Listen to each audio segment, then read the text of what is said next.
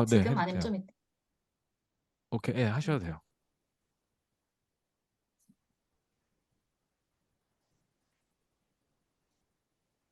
음.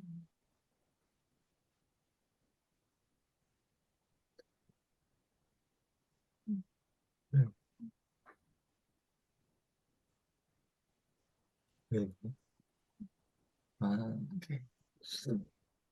어, 그 멘토님도 혹시 뭐 서로 인사하는 시간 먼저 가지셔도 돼요. 바로 강의 안 하셔도 돼요. 네, 네, 알겠습니다. 여기 있잖아. 어, 인사도 아니, 발표에 저 넣었어요? 혹시 그 다 몇 학년인지 그것만 좀 알 수 있을까요? 저 네, 아, 오늘 맞아. 그럼 각자 소개 한번 자 부탁드리도록 소개. 할게요. 어? 우리부터? 저희부터요? 아니 뭐 학생들부터 하면 되는데 자발해서 한 사람이 자기소개는 없고 시간이 그러면은 어차피 있어. 멘토님들 먼저 하시고 초대를 해주세요 한 사람. 그 다음 사람을 지목해서 하는 걸로 하죠. 그럴까요? 네, 네. 알겠습니다. 네. 자, 저희 이번에, 여기서부터 하자. 저희 이번에 그 세 번째인가? 세 번째 점프 멘토링 발표를 맡게 된 김성열 신다이고요. 앞에 발표 이미 하신 분들 보니까 다 창의성? 창의력 관련된 주제로 하셔가지고 저희는 이번에 좀 중복되지 않으려고 다른 주제를 한번 골라봤어요. 그래서 우선 순서는 좀 간단합니다. 저희 부부에 대해서 간략한 소개하고 그다음에 또 너무 지루할 수 있으니까 우리 MBTI 잠깐 얘기하고 여러분들이 또 잘 좋아하시잖아요. MBTI 얘기하고 네, 첫 번째 주제가 바로 공감입니다. 아마 공감에 대해서는 아직 다룬 적이 없는 걸로 알고 있어서 공감에 대해서 잠깐 터치하고 그 부분 제가 발제할 거예요. 그리고 두 번째 주제는 정의.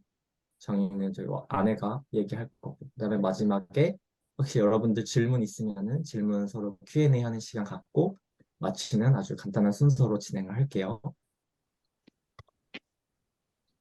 그래서 우선은 저희부터 소개를 간략하게 하고 또 여러분들 또 간략하게 저희한테 소개해 주시면 될 것 같습니다. 저는 지금 저희 신용산에 있는 3일회계법인이라는 회사에서 회계사로 재직 중에 있고요. 미국에는 고등학교 때 유학생으로 갔다가 대학교 때까지 미국에서 쭉 공부를 하고 대학교에 김성 목사님 만나서 거기서 오이코스라는 공동체 생활을 했었고요. 그다음에 그 미국에서 군대도 뛰어 갔잖아요.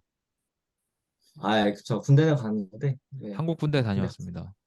네, 군대 다녀왔습니다. 그리고 그다음에 졸업하고 미국 아틀란타에서 아틀란타라는 도시에서 한 1년 반 정도 일하다가 한국으로 넘어왔어요. 그래서 지금 한국에서 일을 하고 있습니다.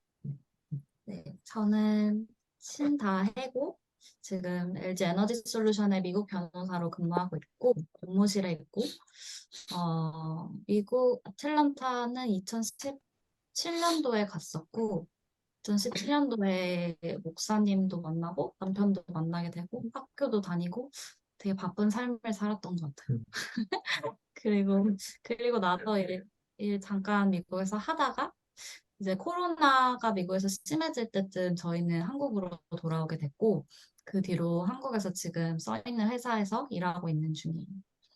그리고 저희 가족의 귀염둥이를 담당하고 있는 바미를 같이 소개할게요. 바미는 미국에서 같이 온 친구고, 코카스파니엘이랑 푸들 믹스예요. 저희 가족의 화목을 담당하고 있습니다. 저희는 이제 결혼한 지는 한 3년 정도 됐고요. 미국에서 3년 연애하고 이제 3년 결혼했고 한 우리가 28살에 했나 결혼을? 29. 29에 네, 결혼을 했습니다. 자, 그러면 이제 저희 소개 마치고 여러분들 좀 간략하게 소개해 주시면 좋을 것 같아요. 아, 강아지를 좀 좋아할 것 같은 지아 친구 먼저 해줄래요? 음, 저는 이지아이고요. 중학교 3학년이에요. 음, 음. 다음. 나 궁금한 게 있어. 그럼. 지아는, 지아는 지금 교회를 다니고 있는 거예요? 네, 어, 그렇구나. 네, 감사합니다. 네. 저희 화면에 다음으로 보이는 친구는 최민 친구인데, 안녕하세요. 저는 20살 최민이라고 합니다. 20살? 네, 오, 청년. 채민 군은 저기 교회 다니세요? 네, 저 다니고 있어요. 음, 그럼 마지막으로 재원 친구도 소개해 줄래요? 안녕하세요. 저는 18살 고등학교 2학년 김재원입니다. 오, 목소리 되게 그러니까 멋있는데? 목소리 되게 멋있어. 재원 친구도 교회에 다니고 있어요? 아니요. 재원 친구는 아니고. 오케이. 네. 재원이는 현재는 방학 중이라고 해도 될까? 재원아? 아니요. 아, 교회 나가는 걸 중단했어요. 네. 응. 오케이. 오케이. 저희 그냥 교회 질문을 왜 물어봤냐면 그냥 뭔가 하나님과의 관계가 없는 사람도 있고 있는 사람도 있고 거기에 따라서 좀 그걸 배려하면서 얘기하고 싶어가지고 그래서 물어본 질문들이었어요. 그러면은 이제 시작할까요? 좋습니다. 저희 먼저 MBTI가 요새 약간 또 지고 있는 것 같긴 한데 MBTI 중에 좀 가장 많이 화제가 되고 있는 알파벳이 세 번째 알파벳인 T냐 F냐인 것 같아요. 그래서 주변에서 요새 그런 밈도 되게 많고 그런 얘기도 되게 많은데 일단 MBTI 해보신 분, 나는 내 MBTI가 뭔지 안다. 손만 들어주세요. 지아 알고, 재원이 알고. 민 친구는 MBTI 안 해봤고. 강연은 해보긴 했는데 기억이 잘 안 나요. 아, 오케이. 그럼 뭔가 다들 뭔지는 알고 있죠? MBTI 알파벳 네 글자 있고, 세 번째 글자가 이제 T 아니면 F인데, 이제 T는 thinking, F는 feeling, 그래서 뭔가 내가 생각을 조금 더 위주로 하는 사람인지, 아니면 어떤 외부의 반응이 왔을 때, 감정을 더 많이 느끼는 사람인지에 따라서 T냐 F냐가 이제 일반적으로 갈린다고 해요. 그래서 이제 간단하게 T냐 F냐의 질문들을 저희가 좀 찾아봤는데, 첫 번째 질문은 내가 누군가와 슬픔을 나눴을 때 이제 F랑 T랑 다르게 반응한다고 해요. 그래서 보통 F는 내가 슬픔을 나누니까 고민이 덜어져서 내 슬픔이 반이 됐다라고 생각하는 사람들인데 T는 슬픔이 두 배가 된다. 나도 슬프고 너도 슬프고 이제 슬픈 사람들이 두 명이 되는 이런 식으로 아예 생각이 다르다고 하고 다음 질문을 또 보면 나 오늘 밥 먹다가 체했어 라고 친구가 말을 했을 때 F는 지금은 좀 괜찮아? 라고 이제 그 사람에 대해서 묻는 반면, T는, 너 뭐 먹었는데? 라고 하면서 이제 약간, 뭔가 솔루션, 뭘 먹었길래 체했니? 라는 식으로 이제 생각하는 경향이 있다고 해요. 그리고 또 다른 예를 보면은, 어, 나 오늘 우울한 일이 있어서 머리를 했어. 미용실 가서 머리 했어. 이러면은, F는 괜찮냐? 우울한 일 있었냐? 라고 묻는 반면에 T는 사진들 보내줘. 머리 뭐 했니? 그럼 나 사진 보고 싶다. 그냥 이렇게 완전 생각의 회로가 다르다고 해요. 조금 더 극단적인 퀘스천으로는 내가 잠이 안 와. 라고 말을 했는데 F는 왜 무슨 일 있었어? 이러는데 아이고, T는 어, 자지 마. 그럼 뭔가 자기가 생각하는 솔루션을 자꾸 주려고 한다는 거죠. 그래서 이제 저희가 왜 F랑 T에 대해서 잠깐 얘기하고 싶었냐면 요새 사람들이 남의 마음을 공감한다. 어떻게 보면 다른 사람이 어떻게 느끼는지를 생각하고 아는 게 얼마나 어려운지 생각보다 되게 사람들이 F인지 T인지 뭐 그거에 따라서 다를 수도 있지만 어떤 사람을 만나냐에 따라서도 또 내가 T처럼 행동할 때도 있고 F처럼 행동할 때도 있고 뭔가 누군가의 마음을 알기가 굉장히 어렵고 사람들이 요새 T들은 F인 척 하고 싶어 한다. 이런 말도 많아요. 그래서 저도 T인 사람이긴 한데 사실 T로서 저희 동료들이랑 변호사들은 사실 T가 되게 많아요. 그래서 이제 T끼리 어떻게 하면 F처럼 대답하냐라는 연습도 했었어요, 저희는. 그랬던 경우들이 있었는데 이제 이렇게 잠깐 뭔가 공감이라는 이슈와 MBTI라는 이슈가 되게 같이 결부돼 있는 것 같아서 이렇게 얘기를 처음에 좀 시작을 해보고 싶었고, 본격적으로 공감에 대한 얘기를 제 남편이 나눠줄 거예요. 그러면 이제 공감에 대해서 먼저 좀 말씀을 드릴게요. 근데 이제 이거를 시작하기 전에 여러분들한테 일단 제가 디스클로즈 하고 싶은 거는 이게 제가 뭐 공감을 더 잘하거나 아니면 공감에 대해서 제가 뭐 전문성을 가지고 있는 사람이어서 이거에 대해서 할 수 있는 게 아니고 단지 제가 지금 여러분한테 마이크 앞에 서서 얘기할 수 있다는 거는 그냥 저 또한 연습하는 사람으로서 부족하고 사회에서 공감에 대해서 느끼고 저 또한 배우고 있는 점을 그냥 공유하고 싶다라는 거기 때문에 어, 이제 그 부분을 좀 염두해 두고 주셨으면 좋을 것 같습니다. 자, 그래서 공감. 자, 공감을 제가 처음에 이거 준비한다고 했을 때 제가 구글에 쳐봤어요. 공감이 뭘까 해서 영어로 뭐냐 공감이 일단 컴패션이라고 하더라고요. 영어로. 컴패션은 그럼 정의가 뭘까 찾아보니까 이렇게 나오더라고요. 가슴 시린 감정을 가지고 함께 한다는 거. 되게 좀 멋있죠, 문구가. 가슴 시린 감정을 가지고 함께 한다.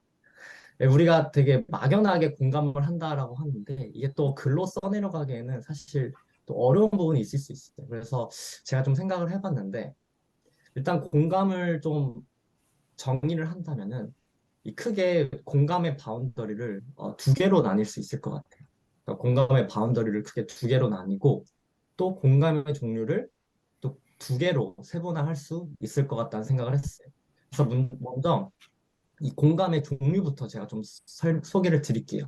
여기 그 PPT에 보이시는 대로 이 공감의 종류는 첫 번째 감정 공감, 그리고 두 번째 인지 공감이 있습니다. 그래서 감정 공감은 이 언어 말 그대로 이 감정에 상대방의 감정에 포커스를 해가지고 공감을 하는 거죠. 뭐 예를 들어서 내 친구가 뭐 어디가 아프거나 아닌 상처를 입었을 때 그 아픔 혹은 그 상처에 대해서 저희가 포커스를 해가지고 공감을 하는 게 이제 감정 공감인 거고 어떻게 보면 저희가 흔히 어, 살아가면서 저희가 뭐 공감이라고 하는 것들을 감정 공감으로 저희가 생각을 하죠. 두 번째 인지 공감. 인지 공감은 뭐냐 그러면 우리가 느끼는 감정이랑 별도로 상대방이 처해 있는 그 상황, 처지, 그리고 그 상대방이 구체적으로 필요로 하는 요소, 어떤 도움이 필요한가 등에 대해서 우리가 공감을 해주는 거예요.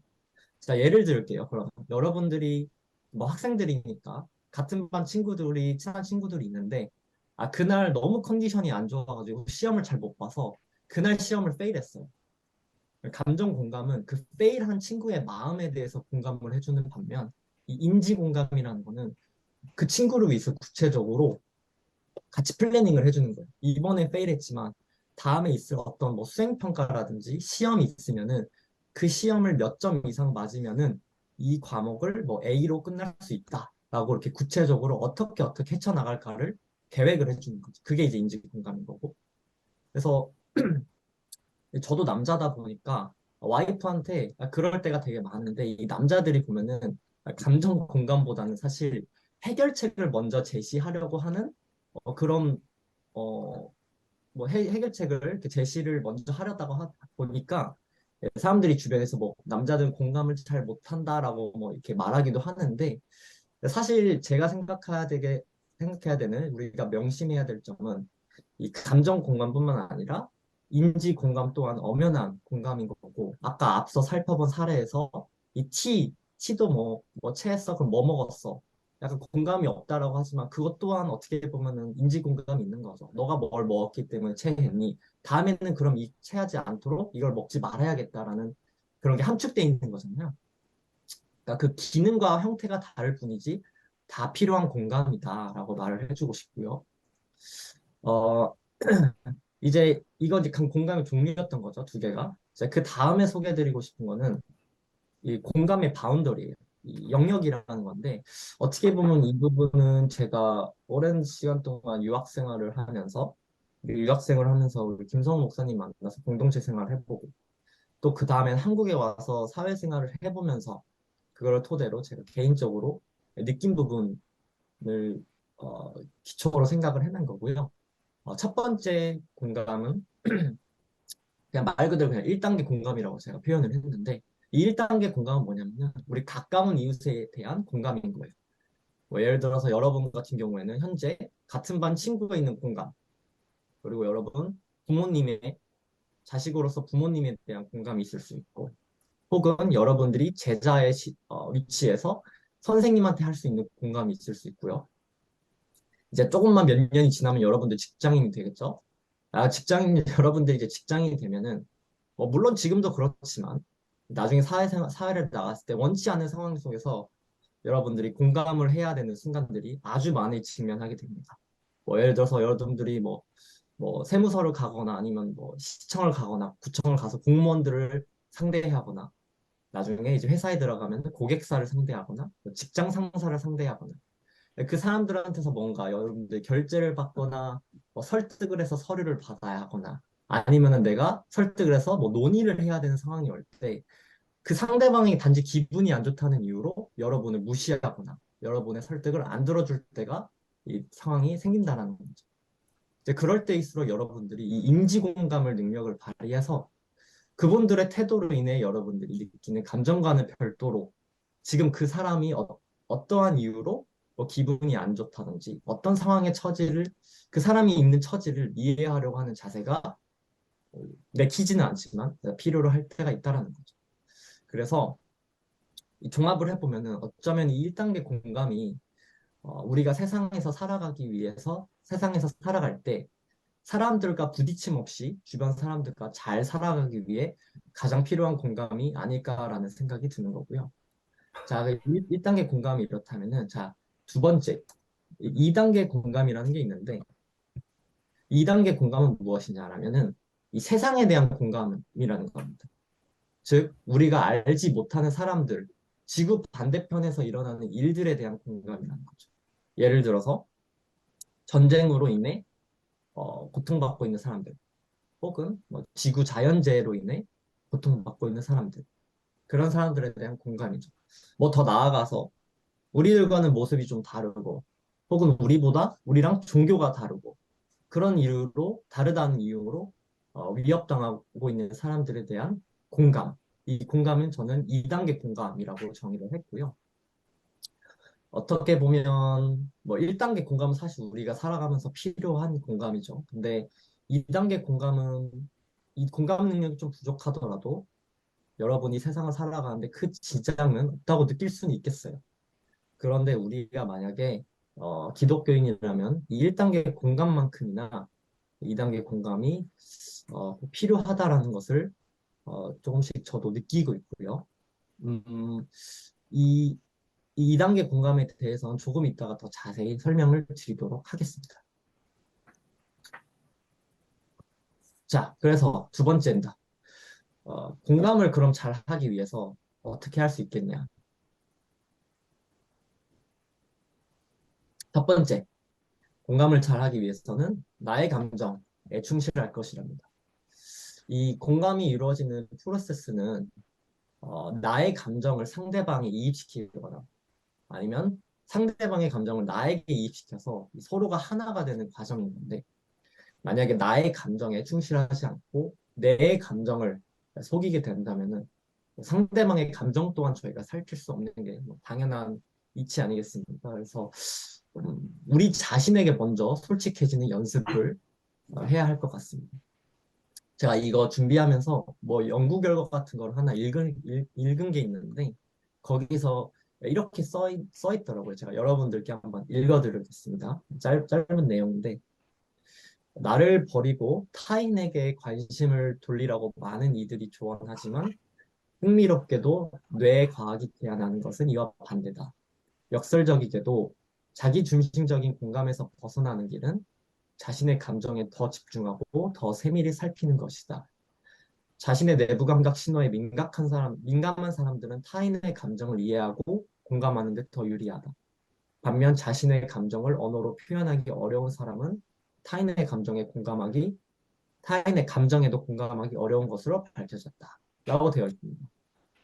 그만큼 우리 감정에 충실하고 솔직해지는 이 연습을 해야 할 것 같고 여러분들이 이미 더 잘하실 수도 있어요. 제가 사실 이 부분은 더 연습하고 있는 부분이고 또 그러기 위해서 일기를 써도 좋고 혹은 하나님께 자신의 솔직한 마음을 기도로 표현해보는 것도 좋고 어떤 방식이든 내가 느끼는 감정을 살필 수 있다는 것이 필요한 것 같습니다.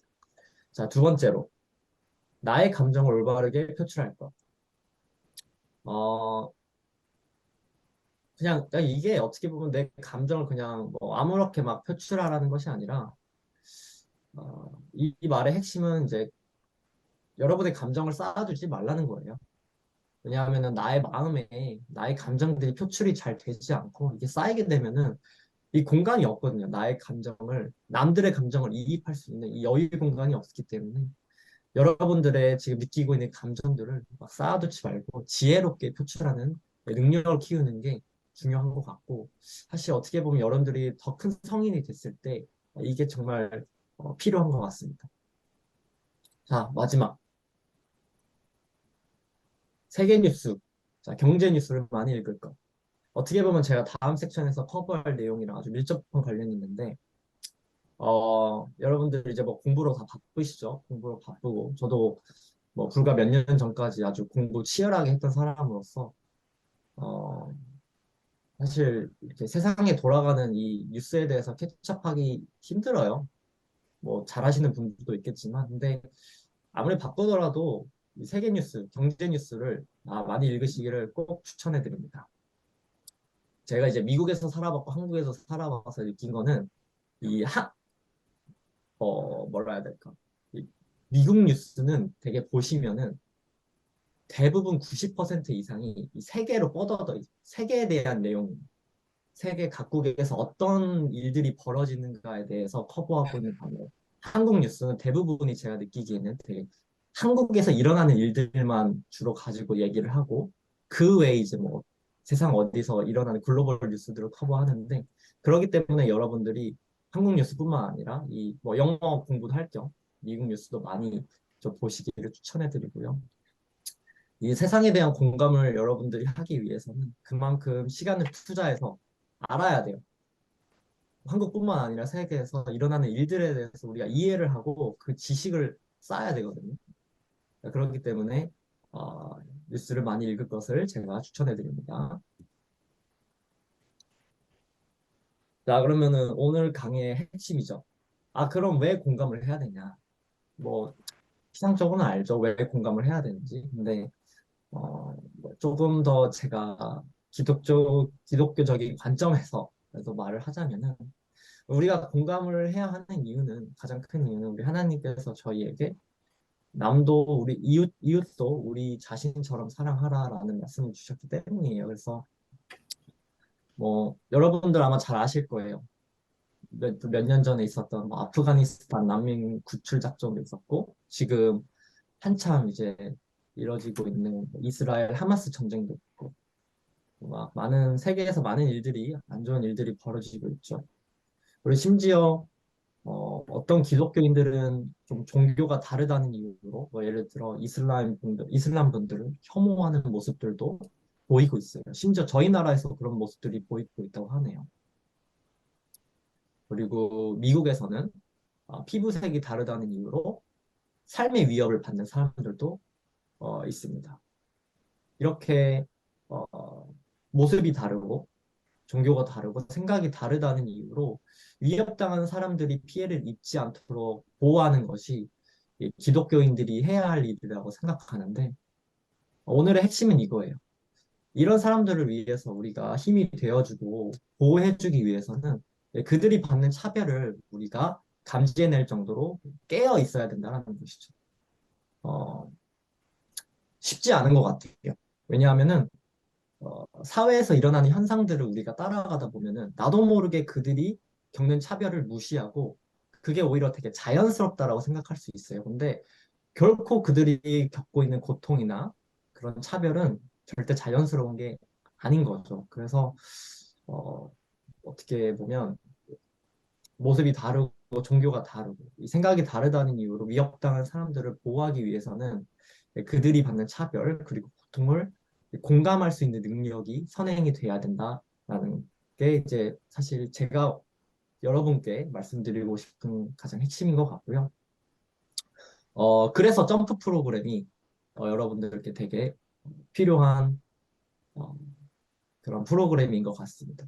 제가 알기로, 전에 듣기로는 그 점프 프로그램 중에 하나가 뭐 미국에 가서 그 뉴욕도 가서 투어하고 아틀란타에 가서 아틀란타도 투어하고 그 중에 하나가 이제 그 클락스톤이라는 난민 그 캠프가 있는데 거기에 가서 그 사람들의 삶을 이렇게 같이 좀 체험하는 그런 프로그램이 일부가 있다고 들었는데 이런 것들이야말로 단지 그냥 우리가 뉴스에서 읽고 이런 일들이 일어나는 거에 넘어서 그분들의 삶을 같이 한번 경험해보고 그분들이 어떠한 그런 고통을 받고 있는지 어떠한 삶을 살아가고 있는지를 직접 가서 체험하고 눈으로 보면은 그거말로 정말 어, 아주 소중한 경험이라고 생각을 하거든요. 그래서 이런 기회에 여러분들이 잘 그거를 레버리지 했으면 좋겠다는 생각이 어, 들고 있습니다. 네. 일단 공감은 여기서 마무리할 거고요. 바로 이어서 정의를 얘기할 건데 혹시 목사님 공감 관련해서 뭐 추가로 이렇게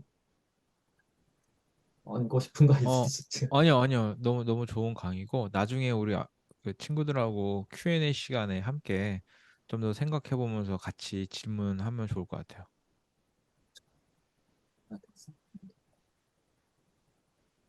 알겠습니다. 네. 그럼 제가 이어서 정의라는 컨셉에 대해서 같이 여러분들이랑 얘기를 나누고 싶고, 정의라는 이 얘기를 제가 함에 있어서 뭐, 어떤 유명한 교수님이 쓰는 그런 정의란 무엇인가? 뭐, 마이클 샌델 교수가 쓴? 뭐 그런 정도의 제가 깊이는 없지만, 그냥 제가 생각하는 정의가 무엇인지 위주로 좀 준비를 해봤어요. 근데 좀 잠깐 먼저 얘기를 시작하기 전에 이 영화 얘기를 잠깐 하고 싶은데 제가 최근에 남편이 추천해줘서 본 영화예요. 그래서 혹시 이 영화 보신 분 있으실까요? 있으시면 손 한번 들어주세요. 아직 아무도 안 보신 영화인 것 같아서 제가 최대한 스포하지 않고 저의 얘기를 한번 풀어볼게요. 잠깐 간단하게 이 영화의 트레일러 잠깐 한번 같이 볼게요.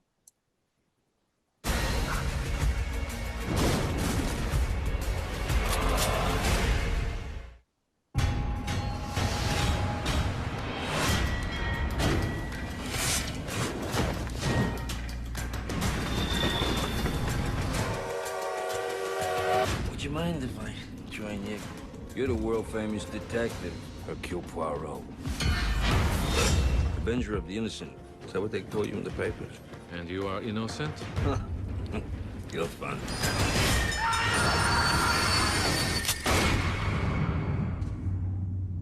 A passenger has died. He was murdered. The murderer is on the train with us now. And every one of you is a suspect. So, let us catch a killer. A man was rummaging around my cabin in the middle of the night. You are certain it was a man? I know what it feels like to have a man in my bedroom. What did you think of the dead man? You leave her out of this. Did he have enemies? Pick a number. The real killer is right here. One of you people. We're surrounded by lies. I'm sleeping here, where everyone can see me. And I can see everyone. Who takes up the knife? Cannot trust a one. Another one?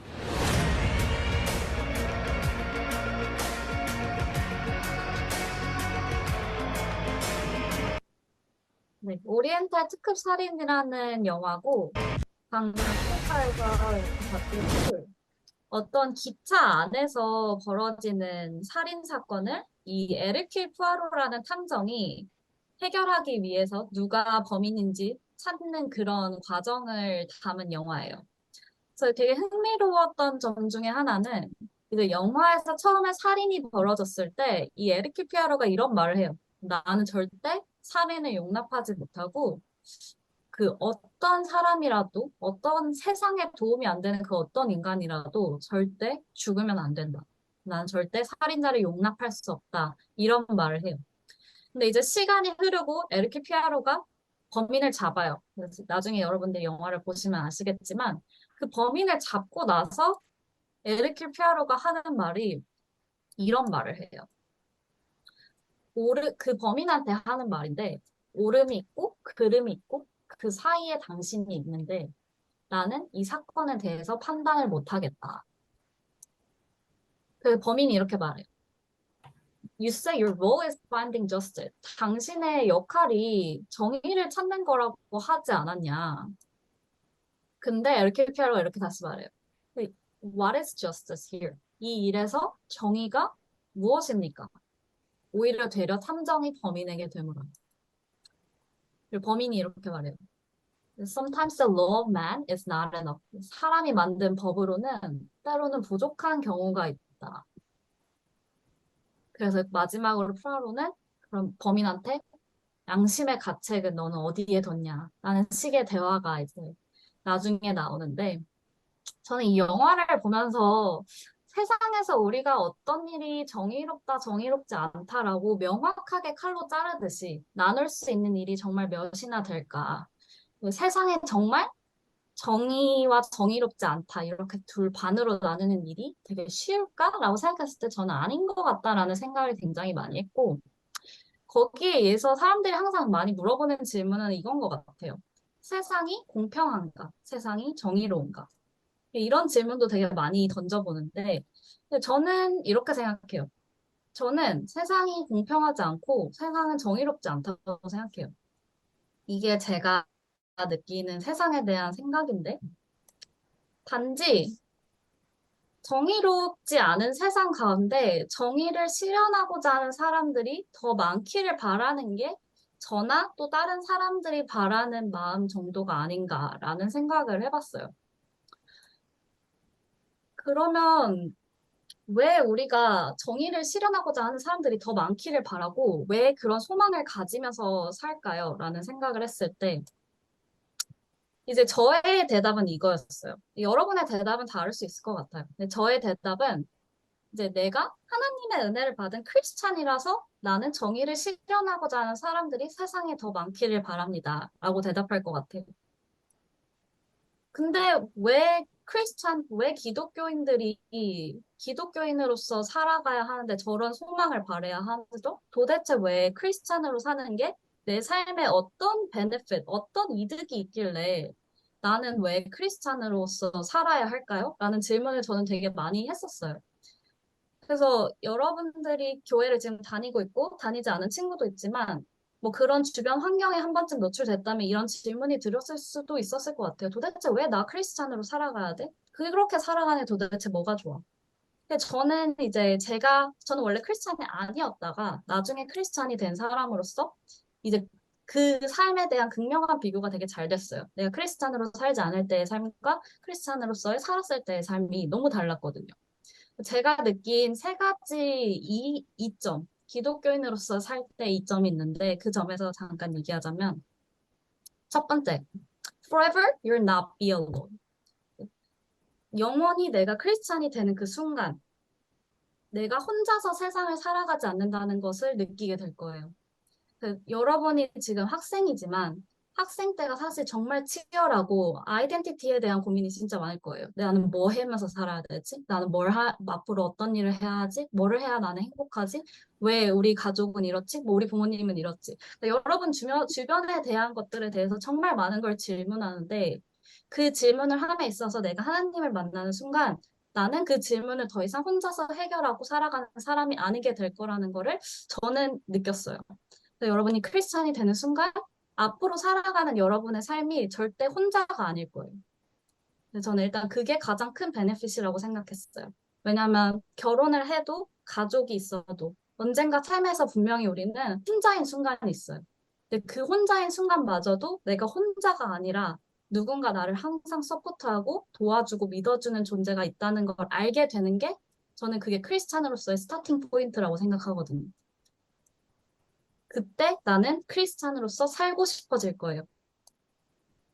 그리고 두 번째, 내 삶이 사람들이 보는 그런 기준점이 아니라 하나님의 은혜로 평가받는 삶이라는 건데 은혜라는 단어가 사실 이제 not deserved 하지 않은 내가 뭔가 자격이 퀄리파이가 되지 않는데도 받는 사랑을 받는 게 은혜라고 말을 해요. 크리스찬들은. 나는 자격이 되지 않는데 예를 들어 뭐 내가 커트라인 80점 시험을 넘겨야지 무조건 뭘 할 수 있는데 그렇지 않은 상황에서도 하나님이 나에게 길을 열어주신다던가. 그러니까 여러분들의 삶 속에 크리스찬으로 살았을 때 또 다른 베니핏은 하나님이 일하시는 그 순간에는 세상의 기준이 아닌 하나님의 기준과 하나님의 방식으로 여러분의 삶이 흘러가게 될 거예요. 그랬을 때 정말 놀랍고 왜 사람들이 크리스찬으로 살아가는구나 라는 거를 또다시 깨닫게 되고 원동력이 될 거예요. 그러니까 이 경험과 경험들이 쌓여서 내가 정말 하나님이 일하시는 그 순간의 삶에서 마주할 때가 바로 저는 이 내가 세상의 기준이 아니라 지금 하나님의 눈으로 내 삶이 평가받고 있구나라고 느끼게 될 거예요. 여러분 이미 아실 거예요. 학생으로서 살아가셨을 때 얼마나 세상이 좀 잔인한지. 얼마나 줄 세우기를 좋아하는지 사람들이 1등부터 몇 등까지 다 알고 있고 뭐 공부든 성적이든 뭐 음악의 재능이든 뭐든지 다 줄을 서야 되고 뭐든지 경쟁해야 되는 이 사회에서 경쟁이 아니라 여러분 자신의 그 한 명의 가치만으로서 모든 게 완벽하다고 말씀하시는 하나님께서 여러분들을 평가하면 그때는 선이 달라요. 내가 맨 뒤에서 출발하고 있다가 하나님의 눈으로 보는 순간은 맨 뒤가 아니라 나 혼자 달리고 나 혼자 가는 하나님의 길을 보게 되거든요. 그래서 저는 이게 두 번째 베네핏이라고 생각해요. 그 세 번째 베네핏은 내가 1번과 2번을 너무 많이 느끼게 되는 삶을 살았을 때 3번은 자동으로 따라오는 거예요. 그러니까 여러분이 뭐 친구들이랑 진짜 맛있는 집 알거나 되게 좋은 걸 알게 됐을 때 자랑하고 싶어지잖아요. 나 이거 했는데 이거 너무 좋았어. 이거 샀는데 너무 좋았어. 그거랑 똑같아요. 내가 삶을 살아가는데 내 친구들은 다 혼자서 외롭게 살아가는데 나는 하나님이 항상 도와줘. 나는 하나님이 나를 너무 사랑해. 내가 아무것도 다른 사람들이 가진 것들이 없어도 나는 하나님이 있어서 하나님이 이걸 다 채워줄 걸 알아. 라고 느끼는 그 순간 내가 정말 마음에 은혜랑 사랑을 받았구나라는 걸 체감하게 되고 그게 곧 자랑으로 이어지게 됐는데 그게 이제 너도 한번 교회에 나와봐가 되는 거고 이제 너는 어떻게 생각해 하나님에 대해서 나는 이런 일이 있었어 내 삶에서 이런 실패를 맛봤는데 그 순간 하나님이 나를 이렇게 이끌어 주시고 이런 길이 열렸어 라고 경험을 전하는 삶이 되는 게 세 번째고 그렇기 때문에 결국 이게 다시 돌아가서 내가 정의를 실현하고자 하는 사람이 되는 것과 결부된다고 생각해요. 그래서 제가 생각하는 정의란 좀 컨셉적으로 말하면 방금 제가 말한 하나님의 사랑과 은혜를 받은 그 마음이 너무 넘쳐서 내가 뭔가를 바르게 만들고 싶어지는 그런 방향성이라고 생각해요. 내가 정말 뭔가 어떻게 돼 있는 거를 그냥 make things right. 그냥 괜찮게 만들어지고 싶어 하는 그 마음. 그래서 내가 하나님으로 받은 은혜와 사랑을 다시 돌려주고자 하는 마음을 내 가족, 친구, 이웃에게 자랑하지 않고 견디지 못하게 되는 그 마음을 알리는 것. 저는 그게 정의를 실현해 나가는 마음의 방향이고 그 정의를 실현하는 행동이라고 생각해요. 제가 준비한 정의에 대한 강의는 여기까지였습니다. 이제 공감과 정의 둘 다에 대해서 저희가 얘기를 했는데 친구들의 생각도 좀 들어보고 싶고 궁금한 점이 있으면은 물어봐 줬으면 좋겠어요. 저 신다의 멘토님께 궁금한 게 네. 있습니다.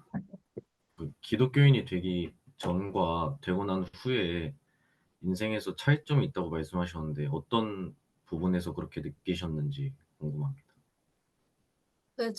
제가 기독교인이 내가 스스로 기독교인인 것 같다라고 느끼게 되는 순간은 고등학교 1학년으로 올라갈 때였어요.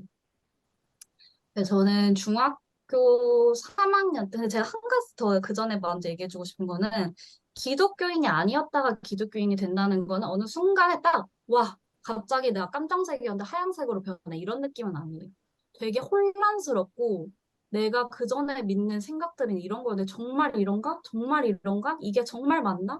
이렇게 고민을 계속하면서 어느 순간 이게 맞구나라고 생각하고 있는 내 자신을 보게 되는 그 과정이 저는 기독교인이 되는 과정이라고 생각해요.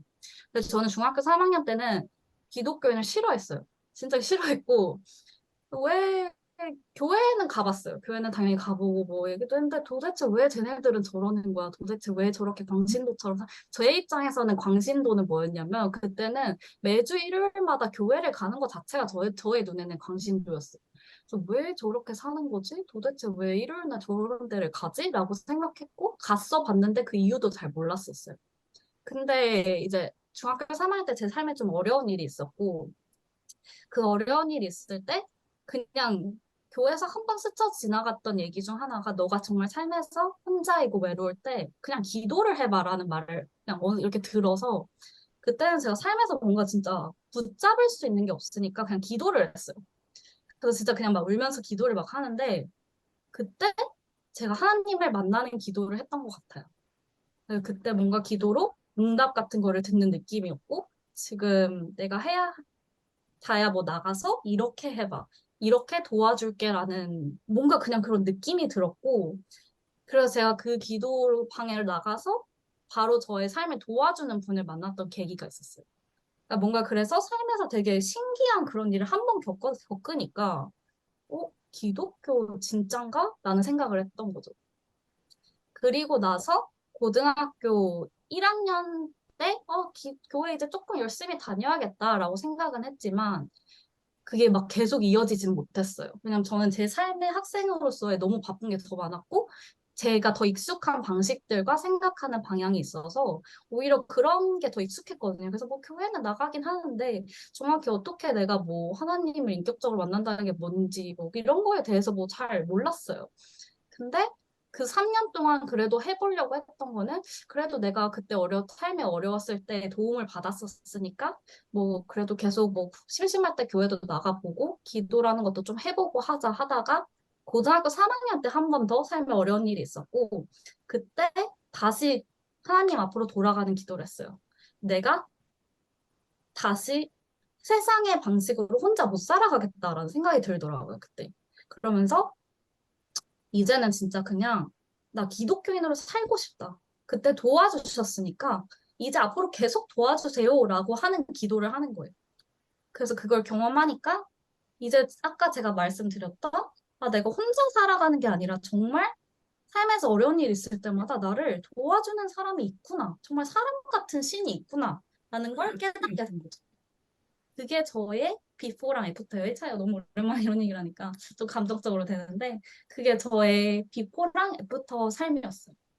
그러니까 지금 재원군이 아까 전에 이제 교회를 가지 않는다고 해서 저도 그 마음이 너무 이해가 잘 되고 되게 막막하게 느껴지는 순간들이 많을 수 있다고 생각하는데 도대체 약간 필요성을 못 느낄 수도 있고 그래서 제가 해줄 수 있는 말은 지금이 아닐 수 있고 뭐 재원군이 원하는 시점이 아닐 수도 있어요. 근데 그냥 재원군이 언젠가 정말 삶에서 너무 혼자인 것 같고 그렇게 해서 어떻게 해야 할지 정말 모를 때 그냥 그 누구에게도 내가 솔루션을 얻을 수 없고 그냥 가만히 있는 것밖에 할 수 없을 때 그냥 그때 기도 한번 해보라고 얘기해주고 싶어요. 감사합니다. 네. 또 다른 질문 있으실까요?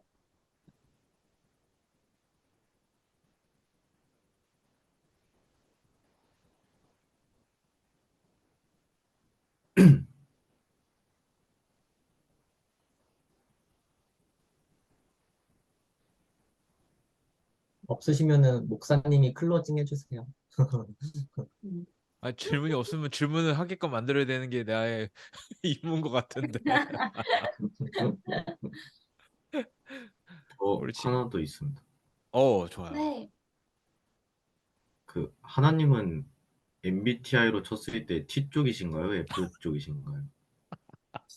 진짜 좋은 질문이다. 저는 하나님은 T랑 F를 다 가지고 계시다고 생각해요. 왜냐면 그래야지 적재적소에 내가 원하는 마음을 만져주실 수도 있고 내가 삶에서 솔루션을 필요로 할 땐 솔루션도 주실 수 있거든요. 근데 우리가 신이라는 단어로 하나님을 표현하기도 하잖아요. 하나님의 이름이 되게 여러 가지 있는데 그중 하나가 신이잖아요. 근데 인간이 신이라는 단어를 붙이는 존재는 인간과 다르기 때문인 것 같아요. 그러니까 T랑 F를 둘 다 갖는 게 인간으로서도 되게 정말 그래? 한쪽이 더 치우치지 않을까라고 생각할 수 있지만 신은 그렇지 않기 때문에 우리가 신으로 부를 수 있다고 생각해요. 감사합니다. 아주 어려운 질문이네. 재원아, 저기 이대경 목사님한테 한번 물어봐봐. 목사님 T예요, F예요? 하나님은? 저 좀 궁금한 게 여기서 T는 몇 명이고 F는 몇 명인지 좀 궁금해요. 자, 그러면 우리 한번 내가 손을 들어볼까요? 자, 본인이 아는 한, 뭐 MBTI 잘 모를 수도 있으니까 아까 전에 그냥 생각해봤어요. 질문을 기준으로 한번 해보면 좋을 것 같은데. 음, 나는 아까 외로워서 머리 했던가? 슬퍼서 우울해서? 근데 저의 네. 대답은 얼마 주고 했어. 아, 얼마 주고 머리 했냐고? 근데 저는 개인적으로 ISFP예요. 아, 목사님은 무조건 F죠. 목사님은 F 같아요. 아, 그래? 우리 와이프는 절대 네. 너는 T야 그러더니 근데 이 사람이 T발론 자기 그러는데. 배우자한테는 T가 된대요. 저도 와이프한테 T예요. 저 사실 회사에서는 F인데 남편한테 T예요. 나 오늘 밥 먹다 체했어가 이거 어. 와이프가 한 말이라서 쓴 거예요. 나한테. 저는 그럼- 항상 뭐 먹었는데 체했냐라고 대답하거든요. 제가 어느 날 저녁에 체하고 왔는데 뭐 먹었냐 해가지고 그래서 쓴 겁니다. 자, 그럼 요 질문을 기준으로 본인이 F라고 생각하시는 분 손 한번 들어보실래요? 아, 나도 F잖아. 맞아요. F. 자, 그러면 나머지는 다 T인 걸로 합시다. T가 많네. 아, 근데 재원이가 갑자기 질문에 깜짝 놀랐네. 제가 어제 다음번에 이제 교회 공동체에서 설교하려고 설교 제목을 적어놨거든요. 그 제목이 뭐냐면 예수님의 MBTI였어. 예수님을 MBTI로 보면 어떤 분이실까? 그거를 이제 제목을 해서 설교를 하려고 지금 준비하고 있었거든. 근데 재원이가 그 질문에서 깜짝 놀랐네. 하나님은 T일까요, F일까요? 되게 창의적인 질문인 것 아, 같아요. 그럼 재원군은 하나님 MBTI가 뭘 것 같아요?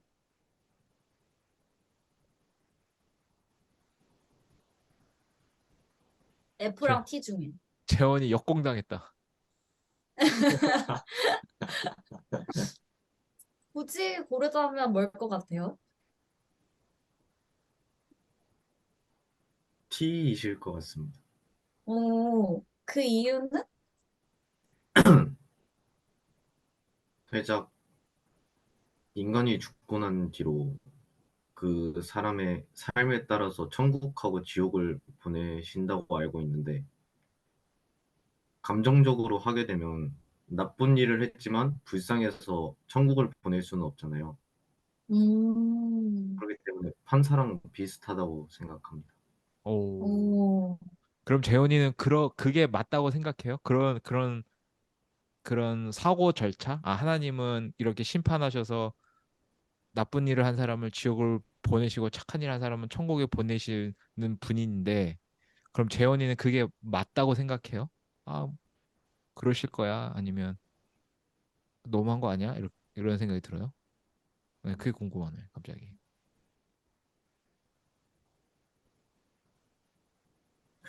잘 모르겠습니다. 잘 모르겠어. 아, 정말 창의적인 질문이고 재밌다.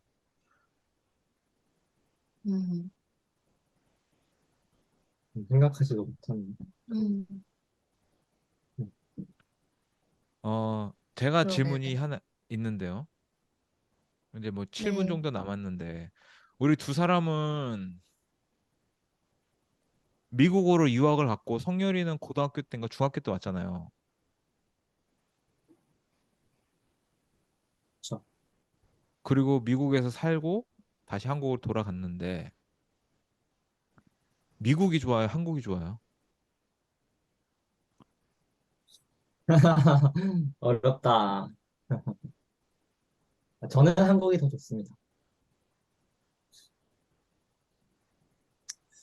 아, 이게 말로 표현하기 좀 어려운데, 글쎄요. 이게 객관적으로 봤을 때 그래도 저는 미국에서 유학 생활을 하면서 배운 것도 너무 많고 또 소중한 경험들을 많이 했고 또 되게 저한테는 아주 소중한 사람들도 많이 만나고 그랬는데 어, 이 학생 이제 신분을 벗어나서 뭔가 어, 성인으로서 살아갈 때 어, 미국은 조금 저에게 벅찬다는 생각을 들게 했었던 것 같아요. 어, 그래서 뭔가 지금은 한국에 나와서 사는 게 저한테는 조금 더 편안하고 그래도 결혼 생활하면서 한국이 조금 더 이렇게 뭐라고 해야 될까 집처럼 느껴지는 게 있는 것 같습니다. 만약에 제가 이거는 뭐 목사님께도 말씀드린 적이 있는 것 같은데 이제 여러분들 들어보셨을지 모르겠지만 이 오이코스라는 공동체가 있었거든요. 저희 학교에서 목사님이 하셨던 청년들을 대상으로 했었던 공동체인데 어떻게 보면 점프랑도 되게 비슷한 것 같아요. 근데 그게 이제 있었기 때문에 제가 대학 생활을 정말 하나님을 놓지 않고 할 수 있었던 것 같은데 만약에 오이코스가 없었고 제가 김성원 목사님을 몰랐다면은 또 방황했을지도 몰랐을 것 같아요. 또 제 성격상 저는 일이면 일, 공부면 공부에 완전 몰두하는 성격이라서 또 그런 가운데 목사님이 또 하나님께서 목사님과 저 인연을 맺으셔가지고 그렇게 오이코스를 통해서 하나님을 붙잡을 수 있었던 것 같고요. 하지만 갑자기 내 얘기를 어쨌든 너무 많이 해서 내가 민망하네. 네. 그만할게요. 어쨌든 전체적으로 봤을 때는 그래도 뭔가 지금 한국에서 사는 삶이 조금 더 안정적이지 않을까라고 생각을 해요.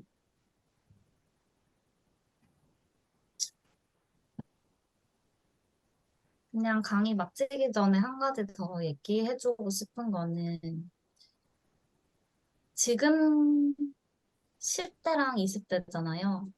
지금 하는 질문들을 나중에 성인이 되면 잘 안 하게 되더라고요. 근데 지금 10대, 20대 때 내가 고민하고 내가 궁금해하고 저는 좀 여러분들이 사람들이 궁금해하지 않은 것까지 묻는 그런 질문을 많이 할수록 더 좋다고 생각해요. 그게 예를 들어서 뭐 창의적인 질문을 하라 이 정도 이런 느낌이 아니라 약간 선 넘는 질문 같은데 이런 거 있잖아요. 하나님인데 신에 대한 얘기를 하고 여기 있는 사람들 다 교회 다니고 기독교인데 뭐 아니면은 나 이런 질문 해도 돼? 뭐 이런 생각 안 했으면 좋겠어요.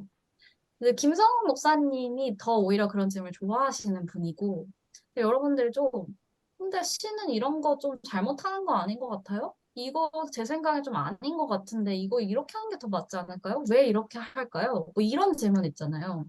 되게 다른 일반적으로 한국에서 좀 불편해하는 질문들.